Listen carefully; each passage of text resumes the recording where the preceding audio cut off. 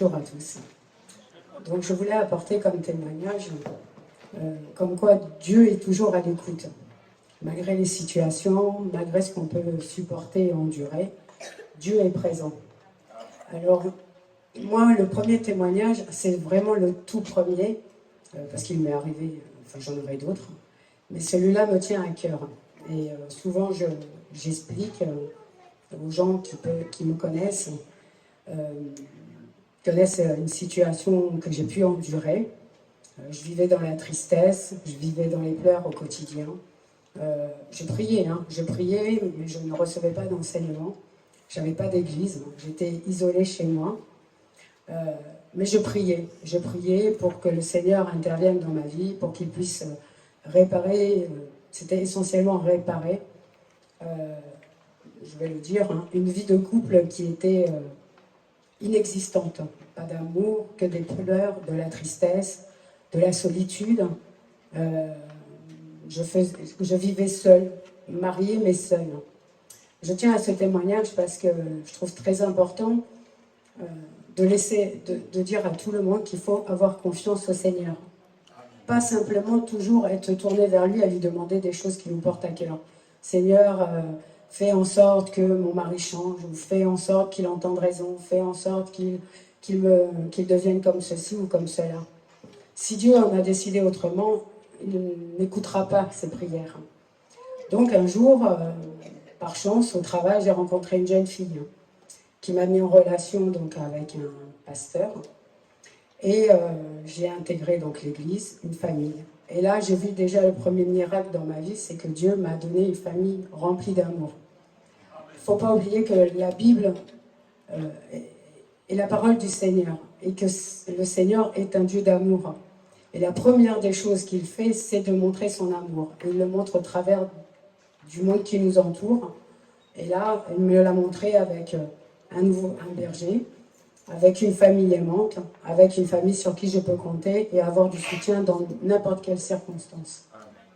Ensuite, je vivais quand même au quotidien, toujours dans la douleur et la tristesse. Et là, je me suis abandonnée au Seigneur et je lui ai demandé d'intervenir selon sa volonté, selon lui ce qu'il voulait pour moi. Et j'ai été, comme le dit dans la parole, libérée. Il a fallu encore d'une énième dispute, il a fallu encore des pleurs pour qu'une phrase retentisse dans mes oreilles et qui me dise « je ne te veux plus ».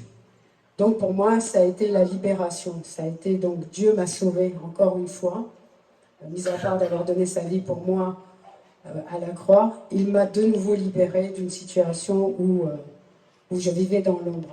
Maintenant, je vis sur le chemin de la vie, j'ai la joie, j'ai le sourire, je me sens épanouie, j'ai une famille aimante et honnêtement, merci Seigneur. Amen.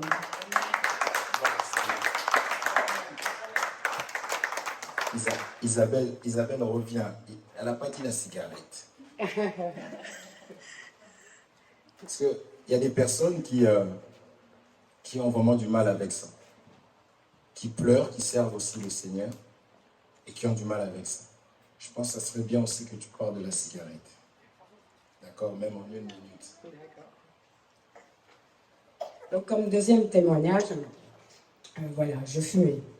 C'est un mal qui fait partie de ce monde, comme l'alcool, comme beaucoup d'autres choses.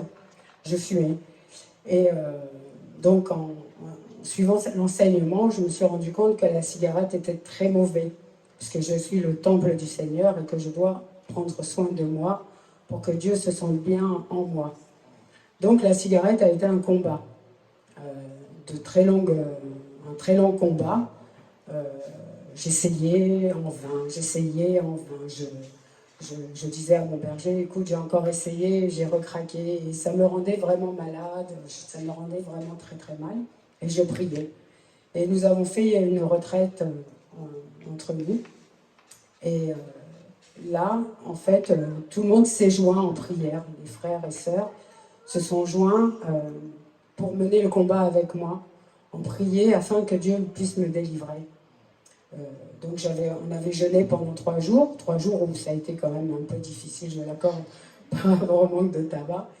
Et la clôture, c'est la clôture de cette retraite, ça a été de prier pour moi, pour me délivrer, afin que je puisse tenir bon et ne pas rechuter.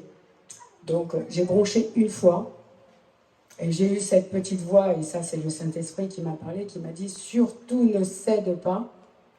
Et j'ai remis en prière, et jusqu'à aujourd'hui, je n'ai pas retouché une cigarette. Ça fait plusieurs mois maintenant. Combien à peu près? Je ne sais pas, 6, 7, 8 mois. Je ne sais pas. Seigneur. Est-ce que nous Février, je crois. Si je me souviens bien, c'était en février la retraite. bénissons le Seigneur? Merci Seigneur. Que Dieu soit glorifié. Notre Dieu, il est merveilleux. Amen. Il faut témoigner le Seigneur, il faut témoigner sa grandeur. C'est très important.